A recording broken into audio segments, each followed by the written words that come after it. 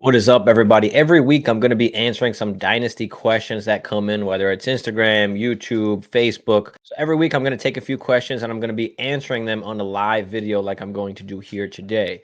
So, guys, do me a quick favor. Smash that like for me. Smash that subscribe if it's your first time here. But let's get right into it. The first question we have is buy, sell, or hold DJ Moore in a rebuild. DJ Moore is a relatively young receiver still. He is 26 years old. So I don't mind holding DJ Moore if you're in a rebuild. Now, that doesn't mean I won't sell him if the price is right. If you can sell DJ Moore for a first round pick or a first round pick plus, I would take that. It would have to at least be a late first round pick plus for me to try and sell DJ Moore, unless I'm getting a mid first round pick or an early first round pick. Of course, he can go. Right now, Justin Fields is injured, so you're going to have a few games where DJ Moore may not be producing at the level, of course, that we want him to. And he was already producing at an absurd level that probably won't stay the course. It's going to be very hard for DJ Moore to continue to be on the tear that he was on, even when Justin Fields comes back. I mean, eventually he was going to come back to earth. He had that huge game against Washington with 230 yards and 3 touchdowns.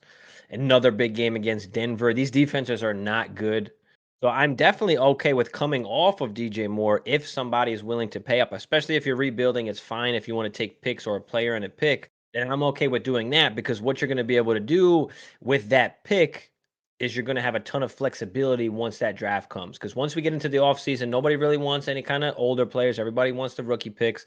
And you're going to be able to use that pick to either move up, move down. So again, rebuild, I'm okay with holding, but I do not mind selling. I probably would not be buying in a rebuild just because of his price point. And you're going to have to give up a first or a first plus, and I don't want to do that if I'm rebuilding. I don't want to give up my first or a first in that matter until we get into the offseason, into the rookie draft time. And at that point, maybe you can get a DJ Moore plus with that late round pick. You never know. If I'm rebuilding, I want to go into the offseason with only my few guys that I really want to build around. Everybody else I'm okay with trading. So if I'm buying, it'd probably be one late first that I'd be willing to spend on DJ Moore. Otherwise, I'm staying away. So if you've got some extra first, you can wind up spending one of those on DJ Moore, but I would not do it now. I'd be waiting until the offseason. Next question we got in is ETN or JT for Dynasty. I have them ranked pretty much back to back in my Dynasty rankings. ETN has just been on a tear this year. JT just coming back from the injury from IR. They've been slowly getting him acclimated into the offense. Zach Moss is still getting a lot of work. They just paid JT, so he's at least got that protection. He's got the contract that he wanted. Anthony Richardson is down, so that kind of sucks. So if we're looking at this from a this year standpoint, I probably want to still roll with ETN just in case the Colts are not very good down the line. They're not making the playoffs. They're most likely not going to be giving JT the workhorse load if they're not going to be competing. So that's my worry with JT as far as for this season. But when you're talking about for the future and going forward, I do prefer ETN by a hair just because of how good that offense is. And when A Rich does come back, he might be taking away some of those goal line opportunities from JT. So I do like ETN just a little bit more than I do JT. So if you do have ETN, I would stay with him. I wouldn't trade him straight up for JT. You got to give me something on top, something that's going to make me want to make that move. Throw me a second and or a player maybe that can help me. But otherwise, I'm going with ETN by a hair here. Next question, what are we doing with Jerry Jeudy? What is he worth?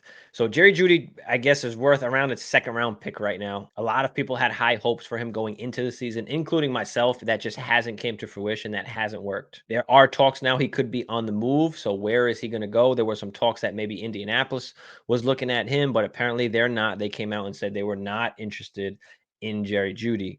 So if you do have Jerry Jeudy, it's tough to get off of him right now just because he hasn't done anything so far this season. So it's really tough to get off him. I would take a second for him if I can get off of him for a second. I'm okay with doing that, or maybe a second and a player. It's going to be really hard to try and sell him at the moment. You might have to wait till that big game comes, until there's something that kind of brings some life to Jerry Jeudy. Just right now is not the best time, especially in Dynasty. We've got to pick the right times, the right weeks, the right pockets, the right windows for us to sell some of our players or to buy certain players as well, right? So if you don't have Jerry Jeudy on your team, I don't really want anything to do with him. I don't really want to take on that risk. There's really no reason to, unless you're basically getting him for free or getting him thrown in a trade.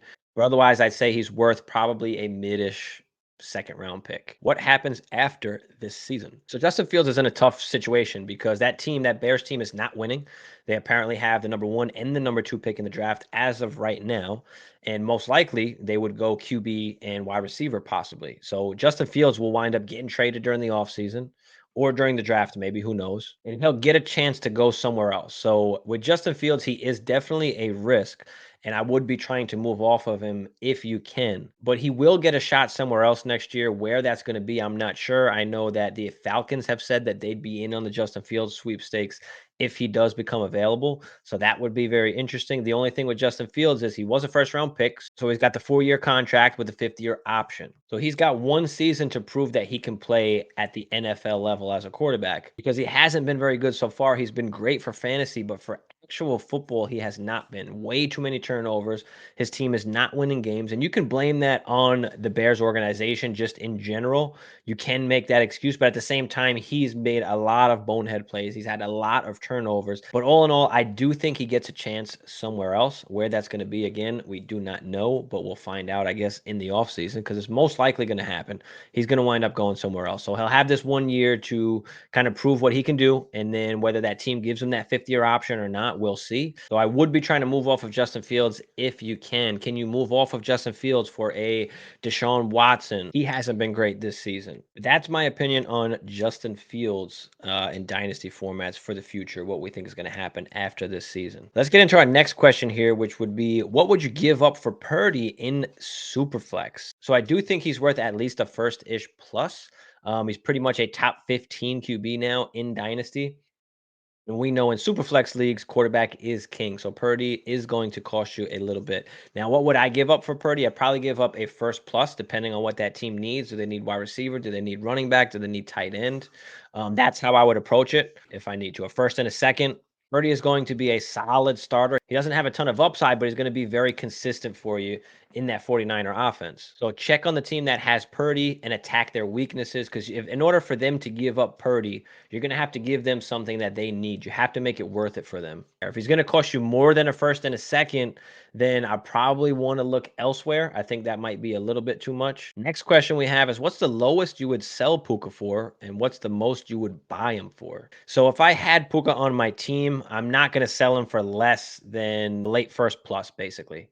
I want to take advantage of the value, and if I'm only going to get a late first, I probably just want to keep. I only want to really get rid of Puka if the assets I'm getting back in return makes sense and makes me want to do this deal. But if it's just a first round pick, I want somebody to overpay for Puka. I don't want to sell him at cost right now. I want somebody to overpay. That's the way that I would want to sell him, is if somebody overpays. So what's the most I would buy him for? Probably a first and a second. I don't think I'm throwing 2 firsts at him. Maybe you throw a late first and a player. Check out what that team needs. Maybe they need a wide receiver. Maybe they need a running back. So if I'm selling them, I need at least a first plus. And if I'm buying him, a first and a second is probably the most I would want to spend on him. And the last question we have is a trade question. Dynasty Trade Superflex. We've got Breece Hall and Jimmy G for DJ Moore, Tank Bigsby, Tannehill, and a third. So when you break this kind of down here, I mean, the 3rd round pick doesn't mean much at all. Tannehill and Jimmy G really don't mean much at all. You can kind of just eliminate those out of this trade to kind of make it easier and break it down. So to me, basically, this trade is Breece Hall for DJ Moore and Tank Bigsby. I'm going to go with the Breece Hall side. And I'm not huge on buying running backs, as I said earlier, but in this situation, we're getting rid of DJ Moore, the sell high basically right now, what he's been doing these past few weeks. And you're getting yourself a top 3 dynasty running back in Breece Hall. So I'm absolutely all for the asset and the value that Breece Hall brings, because now if you want to trade Breece Hall, you can get a lot more in return, I would think, than a DJ Moore. Or if you just want him on your squad, now you have Breece Hall, you have that top running back, and he's an addition to your team. But you do have the value to play with in the running back. So I'm okay either way, whether you need a running back right now or not. I'm okay with making this trade. And if you're not in contention right now and you made this trade, then I'm looking to come off of Breece Hall to try and tier up or get maybe an early first round pick, a mid first round pick. Maybe you use Breece Plus to go get a quarterback in a super flex league. So you do have some different options here with Breece Hall and the value and asset that he is. But that will wrap it up, guys. I appreciate everybody for tuning into the video. Drop any comments or questions, any dynasty questions that you have below. I will get back to you as quick as I can. Do me a quick favor there, guys. Smash that like for me. Smash that subscribe. if it's your first time here. But I'll be doing these Dynasty segments every week, just a little short video of some Dynasty questions that people have asked. So I do appreciate y'all. I'll see y'all on the next one.